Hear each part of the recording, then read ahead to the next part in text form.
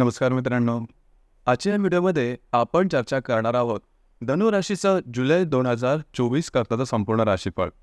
या संपूर्ण महिन्यामध्ये सगळ्यात महत्त्वाचं म्हणजे तुमच्या 6व्या स्थानात आणि 8व्या स्थानात बरेचसे ग्रह एकत्र आलेले आहेत आणि 6वं आणि 8वं स्थान यांना अशुभ फलदायी स्थानं म्हटली जातात, कारण 6व्या स्थानाला रोग स्थान म्हटलं जातं आणि 8व्या स्थानाला मृत्यूस्थान असं सुद्धा म्हटलं जातं. तर दोन अशुभ स्थानामध्ये बरेचसे ग्रह एकत्र आलेले, त्यामुळे त्याचे प्रभाव परिणाम नेमके कशा प्रकारचे असतील, कोणत्या गोष्टी आहेत की ज्या तुम्हाला करायला हव्यात, कोणत्या गोष्टी आहेत की ज्या तुम्हाला टाळायला हव्यात. तुमची जी रास आहे थोडीशी बिनधास्त स्वरूपाची रास आहे, म्हणजे जे काय असेल त्याचा पूर्णपणे समोरासमोर सामना करू. परंतु जर का तुम्ही आधी अलर्ट राहिलात तर गोष्टी टोकाच्या होणार नाहीत. तर त्या संदर्भात हे जे राशीफळ आहे ते तुमच्यासाठी महत्त्वपूर्ण ठरेल. सगळ्यात पहिल्यांदा आपण विचार करू तुमच्या स्वास्थ्यासंबंधी, म्हणजे तुमचं शारीरिक आणि मानसिक स्वास्थ्य नेमकं कशा प्रकारचं असेल.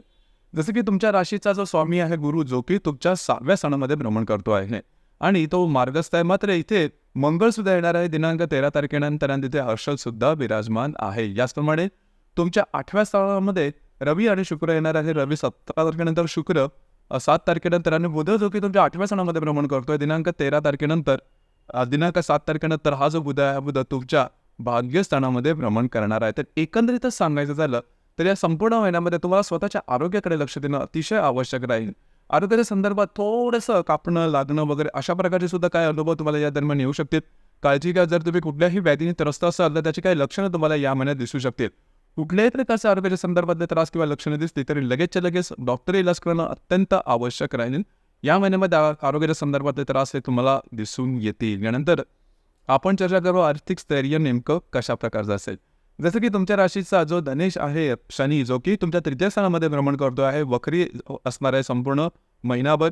याचप्रमाणे तुमच्या राशीचा जो पंचमेश आहे मंगळ, जो की 13 तारखेनंतर तुमच्या 6व्या स्थानामध्ये भ्रमण करणार आहे. याचप्रमाणे तुमच्या राशीचा जो अष्टमेश आहे, तुमच्या राशीच्या अष्टम स्थानामध्ये रवी शुक्र हे येणार आहेत आणि बुध जो आहे ते 7 तारखेनंतर तुमच्या भाग्यस्थानात जाणार आहे.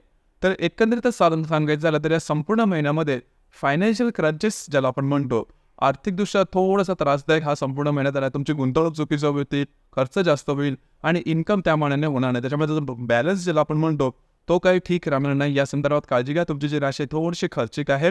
झटपट विचार करणं, पटकन निर्णय घेणं आणि खर्च प्रमाणापेक्षा जास्त घेणं, म्हणजे अनावश्यक खर्च वगैरे होणं, अशा प्रकारचे काही अनुभव तुम्हाला या महिन्यात येऊ शकतील. तर त्यापासून थोडंसं अलर्ट राहा. या संपूर्ण महिन्यातच तुम्हाला थोडंसं तुमची जी नेहमीची दिनचर्या असेल त्याच्यामध्ये थोडंसं म्हणजे जागरूक पडेल याचा सगळ्याचा विचार करणं गरजेचं राहील. तर त्रास तुम्हाला पुढच्या येणाऱ्या 3-4 दिवसासाठी 3-4 महिन्यांसाठी असणार आहे. म्हणजे यामध्ये जर का तुम्ही व्यवस्थितपणे गोष्टी केल्यात, टॅकल केल्यात तर गोष्टी काही टोकाच्या होणार नाही तुमच्यासाठी. ही गोष्ट फार महत्त्वाची आहे. दुसरी गोष्ट म्हणजे जर तुम्ही शेअर मार्केटमध्ये ट्रेड करत असाल तर जवळजवळ 10 तारखेपर्यंत 10-11 तारखेपर्यंत तुमचे सगळे जे ट्रेड आहेत ते पूर्ण करून घ्या. त्यानंतर तुम्ही घेतलेले रिस्क आहे हे तुमच्या अंगाशी येऊ शकते, लक्षात घ्या. शॉर्ट टर्ममध्ये तर अजिबात कुठल्याही प्रकारची इन्व्हेस्टमेंट साधारण 10 तारखेच्या नंतर करू नका. तुमचे अंदाज चुकण्याची शक्यता बऱ्याच प्रमाणात आहे. त्यानंतर गृहसौख्याबद्दल विचार करायचा झाला तर तुमच्या राशीचा जो चतुर्थेश आहे गुरु, जो की तुमच्या 6व्या स्थानामध्ये भ्रमण करतोय, घरातल्या व्यक्तींबरोबरचे नातेसंबंध थोड्या प्रमाणात तेवढेसे चांगले राहणार नाही. त्याचा तुम्हाला अनुभव किंवा त्या संदर्भात काही गोष्टी सुद्धा अनुभव असतील तर या बाबतीमध्ये गोष्टी काही टोकाच्या करू नका. याचप्रमाणे लव्ह लाईफबद्दल सांगायचं झालं तर तुमच्या राशीचा जो पंचमेश आहे मंगळ, जो की पंचम स्थानात स्वतःच्या राशीमध्ये भ्रमण करतोय, 13 तारखेनंतर तो तुमच्या 6व्या स्थानामध्ये भ्रमण करेल. इथे सगळ्यात महत्त्वाची गोष्ट म्हणजे गेल्या 15 दिवसापासून तुमचे जे तुम्ही ज्यांच्या रिलेशनशिपमध्ये असाल त्याच्यावर गोष्टी थोड्याशा वादविवादाच्या होतात, पण ते वादविवाद मिटत आहेत किंवा वादविवाद थोडेसे जास्त सुद्धा होत आहेत. जर का तुमचे वादविवाद जास्त झालेले असतील तर या महिन्याच्या 15-16 तारखेनंतर गोष्टी आणखीन टोकाच्या होतील. म्हणजे जवळजवळ ब्रेकअपपर्यंत गोष्टी जाणार किंवा त्याचा तुम्हाला बऱ्याच प्रमाणात तणाव किंवा त्रास होईल. तर या संदर्भात सुद्धा थोडंसं बॅकफूटला जाणं, ॲडजस्ट करणं ही गोष्ट महत्त्वपूर्ण राहील. याचप्रमाणे ज्या गर्भवती महिला तरी स्वतःच्या आरोग्याकडे लक्ष देणं गरजेचं राहील. त्यांच्या आरोग्याच्या संदर्भातले त्रास या महिन्यात डोकं वर करत असतील, काळजी घ्या. विद्यार्थी वर्गाने सुद्धा त्यांचं जे काय शिक्षण घेत असेल त्या संदर्भात जास्त एफर्ट देणं गरजेचं राहील. यानंतर आपण चर्चा करणार आहोत वैवाहिक जीवन नेमकं कशा प्रकारचं असेल. जसं की तुमच्या राशीचा जो सप्तमेश आहे बुध, जो की तुमच्या 8व्या स्थानामध्ये भ्रमण करतोय 7 तारखेनंतर, तो तुमच्या भाग्यस्थानामध्ये भ्रमण करणार आहे. ही गोष्ट तुमच्यासाठी फार चांगली राहील. जर विवाहित असेल तर वैवाहिक जोडीदाराबरोबर गेल्या 3-4 महिन्यापासून गोष्टी काही व्यवस्थित होत नव्हत्या, म्हणजे वादविवाद, स्ट्रेस, टेन्शन, तू-तू-मैं-मैं अशा ज्या गोष्टी आहेत त्या बऱ्याच प्रमाणात होत होत्या. या महिन्याच्या साधारण एक पहिल्या आठवड्यानंतर किंवा 8-9 तारखेनंतर गोष्टी बऱ्याचशा रुळावरतील, अर्थात चांगल्या सुद्धा होतील. वैवाहिक जोडीदारावरचे नातेसंबंध सुधारतील, ज्याच्यावर कुठे बाहेर फिरायला जाण्याचा योग वगैरे संभवतं. म्हणजे एकंदरीत तुमचं जे वैवाहिक जीवन असेल ते बऱ्याच प्रमाणात मार्गी लागल्यासारखं जाणवेल. याचप्रमाणे जर का तुम्ही तुमच्या करिअरबद्दल सांगायचं झालं तर करिअरच्या बाबतीत थोडंसं फिरावं लागेल. म्हणजे तुमचं जे काही कार्यक्षेत्र असेल त्या संदर्भात. मात्र तिथलं जी परिस्थिती असेल ती बरीचशी चांगली राहील, तुमच्या अपेक्षेच्या आसपास राहील. ॲटलिस्ट कमीत कमी सहन करण्यात तरी गोष्ट राहतील.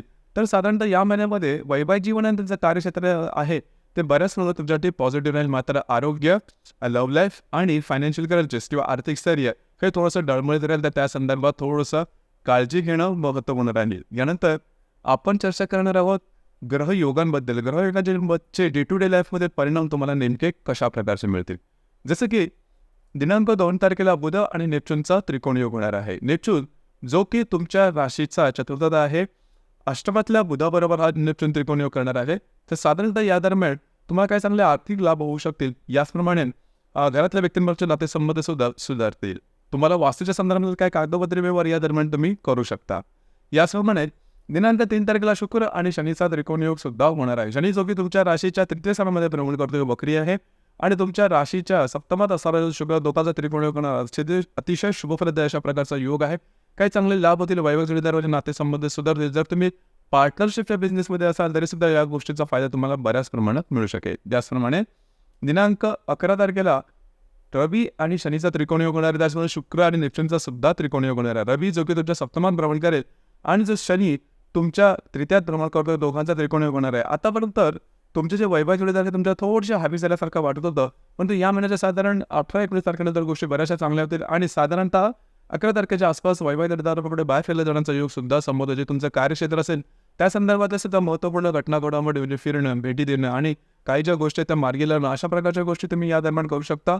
शुक्र आणि नेपच्यूनचा जो त्रिकोण योग तुमच्या चतुर्थ आणि अष्टमातून होतो आहे, अनपेक्षित लाभासाठी उत्तम राहणार आहे. याचप्रमाणे दिनांक 15 तारखेला मंगळ आणि हर्षणची युती होणार. तर हा योग या संपूर्ण महिन्यातला सर्वात अशुभ फलदायी असा योग आहे. म्हणजेच मंगळ जो की अशुभ फलदायी ग्रह म्हणला जातो, त्याच्याबरोबर हर्षची युती ती सुद्धा षष्ठ स्थानात. आरोग्याच्या संदर्भातले काही त्रास अचानकपणे डोकं वर होतील, लागणं, कापणं, घसरणं, फ्रॅक्चर होणं अशा प्रकारचे अनुभव या दरम्यान येऊ शकतील. साधारण 15 तारखेच्या आसपास. त्यातवेळी जे तुमचं कार्यक्षेत्र असेल त्या संदर्भातले सुद्धा कुठल्याही प्रकारचे निर्णय भावनेच्या आहारी जाऊन घेऊ नका. तुमचे अंदाज पूर्णपणे चुकू शकतील, काळजी घ्या. याचप्रमाणे दिनांक 21 तारखेला बुध आणि हर्षदचा सुद्धा केंद्रयोग होणार आहे. हर्षद जो की तुमच्या षष्ठ स्थानामध्ये भ्रमण करतोय, तर बुध तुमच्या वांग्य स्थानामध्ये भ्रमण करतोय, दोघांचा केंद्रयोग होणार आहे. कागदोपत्री व्यवहारापासून थोडीशी काळजी घेणं गरजेचं आहे. विवाहित असेल तर वैवाहिक जोडीदाराच्या आरोग्याकडे लक्ष देणं गरजेचं राहील. कार्यक्षेत्राचे जे कागदोपत्री व्यवहार, कमिटमेंट, प्रॉमिसेस यापासून या दरम्यान थोडंसं लांब राहणं गरजेचं आहे, साधारण 21 तारखेच्या आसपास. याचप्रमाणे दिनांक 22 तारखेला रवी आणि नेपच्यूनचा सुद्धा त्रिकोण योग होणार आहे. रवी जो की तुमच्या अष्टमात भ्रमण करेल आणि जो नेपच्यून तुमच्या चतुर्थात भ्रमण करतोय, दोघांचा त्रिकोण योग होणार आहे. अनपेक्षित काही लाभ होऊ शकतील या दरम्यान. याप्रमाणे तुमचं जे काही कार्यक्षेत्र असेल त्या संदर्भातल्या महत्त्वपूर्ण चुनखदार कल्पना सुद्धा तुम्हाला येऊ शकतील. याचप्रमाणे यावेळेची जी अमावस्या आहे ती तुमच्या सप्तम स्थानात होणार आहे मिथुन राशीमध्ये आणि जी पौर्णिमा आहे, जी गुरु पौर्णिमा आहे ती दिनांक 21 तारखेला होणार आहे.